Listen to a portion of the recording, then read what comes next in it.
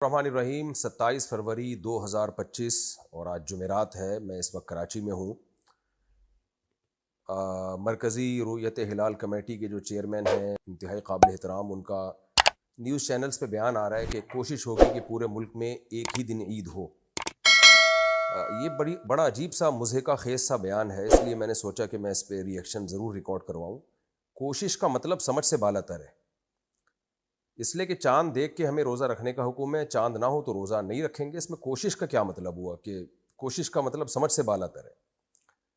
ہلال committee کے چند سالوں سے فیصلے ایسے ہیں جو بہت زیادہ تشویش کا ذریعہ بن رہے ہیں۔ اتحاد امت کے لیے ہمیں شریعت کو چھوڑنے کی اجازت نہیں ہے۔ یہ اس لیے میں عرض کر رہا ہوں کہ ماہرین فلکیات سے جو میں نے رابطہ کیا، وہ یہ کہتے ہیں کہ ہفتے کے دن پاکستان میں یکم رمضان ہونے کا، یعنی جمعے کی رات کو چاند نظر آنے کا کوئی امکان نہیں ہے فلکیات کی روح سے۔ جب امکان ہی نہیں ہے تو آپ کوشش کر کے کیسے آپ اس کو زبردستی ثابت کرنے کی کوشش کریں گے؟ ہم تو بہرحال اسی کے پابند ہیں کہ جو بھی حکومت کا فیصلہ ہوگا مانا جائے گا۔ نبی صلی اللہ علیہ وسلم نے فرمایا صوم یوم یصوم الناس، کہ جس دن لوگ روزہ رکھیں تو اس دن رکھ لینا چاہیے روزہ۔ لیکن ہلال کمیٹی کی بہرحال ایک ذمہ داری ہے کہ وہ اپنی شرعی ذمہ داریوں کو پورا کرے۔ تو یہ جو عجیب سا بیان آیا ہے کہ ہم کوشش کریں گے کہ چاند جو ہے پورے ملک میں ایک ہی دن رمضان کا روزہ ہو اور ایک ہی دن عید ہو، یہ کوشش کا لفظ مضحکہ خیز سا لفظ ہے۔ آپ کوشش نہ کریں، اگر آپ کو چاند نظر آ جائے، شرعی گواہوں سے ثابت ہو جائے، تو آپ رمضان کا اعلان کریں۔ کوشش کی آپ نہ عید کی کوشش کریں، نہ آپ رمضان کو پہلے لانے کی کوشش کریں۔ اور اگر آپ نے اتحاد امت پہ چلانا ہے پوری دنیا کو، پھر چاند دیکھنے کے تکلف کی ضرورت ہی نہیں ہے۔ پھر آپ سعودی عرب سے فیصلہ کریں، جیسے دبئی اور یو اے ای وغیرہ میں چاند نہیں دیکھا جاتا، وہاں کوئی ہلال کمیٹی نہیں ہے۔ وہ کہتے ہیں پوری دنیا میں، یعنی ہم مکہ مدینہ کے ساتھ چلیں گے، تو پھر ہلال کمیٹی ہی کو ختم کر دیا جائے کہ بھائی سعودی عرب میں جس دن چاند ہوگا تو ہم بھی اسی دن چاند کا فیصلہ کریں گے۔ تو اگر پاکستان کے حساب سے آپ نے چلنا ہے جو شریعت کے زیادہ قریب ہے، کیونکہ نبی صلی اللہ علیہ وسلم نے چاند دیکھ کے روزہ رکھنے کا ہمیں حکم دیا اور چاند دیکھ ہی کے افطار کرنے کا ہمیں حکم دیا، تو پھر چاند دیکھنے کا پراپر اہتمام ہونا چاہیے۔ پہلے بھی بہت دفعہ ایسا ہو چکا ہے کہ فلکیات کی روح سے چاند کا کوئی امکان ہی نہیں ہوتا تھا اور عید کا اعلان ہو جاتا تھا۔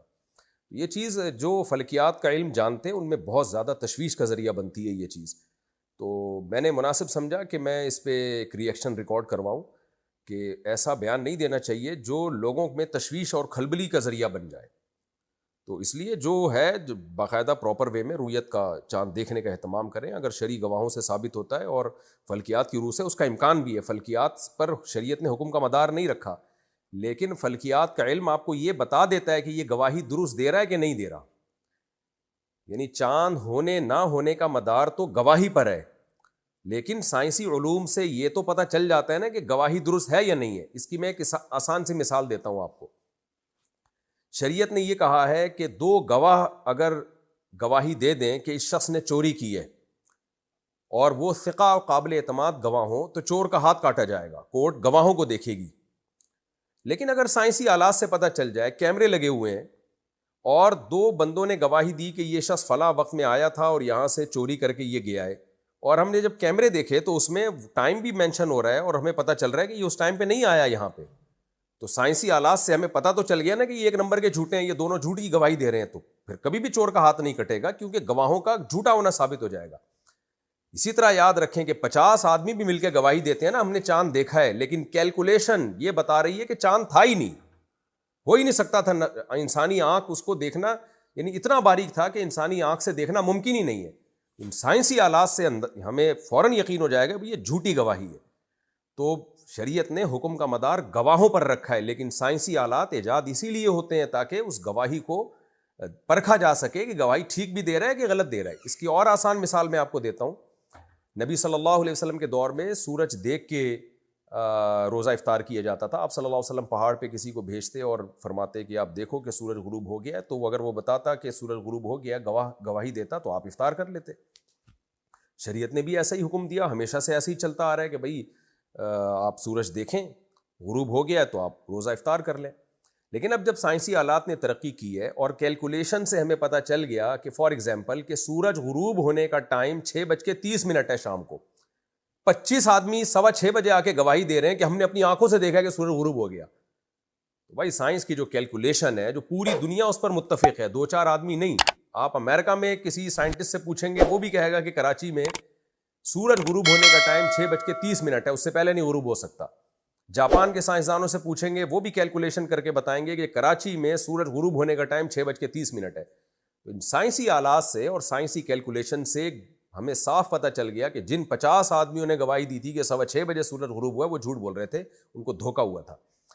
تو حکم کا مدار یعنی روزہ ہے یا عید ہے، اس کا مدار گواہوں پر ہی ہے۔ میں اس شریعت کے حکم کو چینج نہیں کر رہا، لیکن فلکیات کا علم یہ ہمیں بتا دیتا ہے کہ یہ گواہ سچ بول رہے ہیں یا جھوٹ بول رہے ہیں، تو اس علم سے فائدہ اٹھایا جائے گا۔ تو ماہرین فلکیات کہتے ہیں کہ پاکستان میں ہفتے کے دن یکم رمضان ہونے کا کوئی امکان نہیں ہے، تو اس لیے تھوڑا اس طرح کا بیان نہ دیں جو تشویش کا ذریعہ بنتا ہے۔ ہمارے لیے قابل احترام ہے، کسی کی ذات پہ طنز مقصد نہیں ہے۔ اور میں لوگوں کو ایک اور بات بھی کہتا ہوں کہ میرے اس بیان کا مقصد یہ نہیں ہے کہ اگر ہفتے کو رمضان کا اعلان ہو جاتا ہے تو آپ ہفتے کو روزہ نہ رکھیں، یہ بھی نہیں ہے، کیونکہ ہم بہرحال پابند ہیں۔ جو بھی حکومت کا فیصلہ ہوتا ہے یا ہلال کمیٹی کا فیصلہ ہوتا ہے، جہاں شریعت نے کہیں بھی اختلاف کا خطرہ ہو تو پھر حکومت کو اتھارٹی دی ہوتی ہے کہ وہ جو فیصلہ کرے گی وہ سب پہ نافذ ہو جائے گا۔ تو اس لیے جو ہلال کمیٹی فیصلہ کرتی ہے میں بھی مانوں گا اس کو، آپ بھی مانیں، لیکن ہلال کمیٹی کو چاہیے کہ اپنے فیصلوں کے طریقوں پر نظر ثانی کرے، اور جو جس مقصد کے لیے کمیٹی بنائی گئی ہے پراپر گواہیاں لے، وہ گواہیاں، اور پھر فلکیات کے ماہرین بھی آپ کی جو ہلال کمیٹی میں موجود ہیں ان سے بھی مشورے لے کے کہ بھئی یہ گواہی کا درست ہونا بنتا بھی ہے کہ نہیں بنتا، کیونکہ بہت زیادہ کئی سالوں سے یہ تشویش ہو رہی ہے۔ ہلال کمیٹی کے کچھ فیصلے ایسے ہیں جو بالکل سمجھ سے بالا تر ہیں۔ بہت دفعہ ایسا ہوا کہ ماہرین فلکیات نے کہا کہ رمضان اس دفعہ 30 روزے مکمل ہوں گے، اور کراچی یونیورسٹی کے جو ماہر فلکیات ہیں وہ بھی، اور جو علماء میں فلکیات کے ماہرین ہیں انہوں نے بھی، دنیا بھر کے ماہرین فلکیات نے کہا کہ 30 روزے مکمل ہوں گے، لیکن 29 کے بعد اعلان ہو گیا کل عید ہے۔ بہرحال ہم سب نے عید منائی ہے، اس میں آپ کو شک میں ڈالنا مقصد نہیں ہے، لیکن یہ کہ یہ فیصلے بہرحال تشویش کا ذریعہ بنتے ہیں۔ اور اگر آپ نے اتحاد سے لوگوں کو لے کے چلنا ہے تو پھر بھائی کمیٹی ختم کریں، آپ پھر کہیں بھائی جو سعودی عرب کا جو فیصلہ ہوگا اب ساری دنیا اسی فیصلوں کو مانے گی، اگرچہ ہمیں شرعی لحاظ سے اس پہ تحفظات ہیں، یعنی ہم شرعی لحاظ سے اس کو ٹھیک نہیں سمجھتے، لیکن جس مسئلے میں اختلاف ہو اگر حکومت فیصلہ کر دے، ایسے انتظامی چیزوں میں، ہر مسئلے میں نہیں، ایسے انتظامی معاملات میں حکومت کا فیصلہ پھر سب پہ نافذ ہو جاتا ہے۔ تو اگر آپ نے اتحاد ہی سے چلانا ہے کہ پوری دنیا کے ساتھ ہی ہم نے چلنا ہے یا سعودی عرب کے ساتھ ہم نے چلنا ہے، تو پھر آپ کمیٹی ختم کریں، اس تکلف کی ہمیں ضرورت نہیں ہے۔ پھر آپ سیدھا سعودی عرب کے ساتھ آپ کہہ دیں بھائی گورنمنٹ بنا دے، بھائی ہلال کمیٹی کو ختم کیا جا رہا ہے، اور مکہ مدینہ میں جس دن روزہ ہوگا اس دن ہمارے یہاں بھی روزہ ہوگا، جس دن عید ہوگی اس دن ہمارے یہاں بھی عید ہوگی۔ اور اگر ہلال کمیٹی کا نظام لے کے چلانا ہے جو کہ ہماری نظر میں زیادہ شریعت کے زیادہ قریب ہے، تو پھر اس کو پراپر وے میں شہادتیں لینی ہیں، اس کو اتحاد امت کی خاطر یا پورے ملک میں ایک ہی روزے کی خاطر اس شرعی حکم کو چینج نہیں کرنا ہے ہم نے۔ تو اس آپ باقاعدہ گواہیاں لیں اور فلکیات کے ماہرین سے آپ مدد بھی لیں، تو اس کے بعد آپ فیصلہ کریں، چاہے پورے ملک میں ایک روزہ ہو یا 2 روزے ہوں، الگ الگ دن روزے ہوں، اس سے کوئی فرق نہیں پڑتا۔ جو اس فیصلے کے خلاف چلیں گے وہ گناہ گار ہوں گے۔ تو اتحاد کے لیے وہ کام نہ کیا جائے جو تشویش کا ذریعہ بنے۔ جزاکم اللہ احسن۔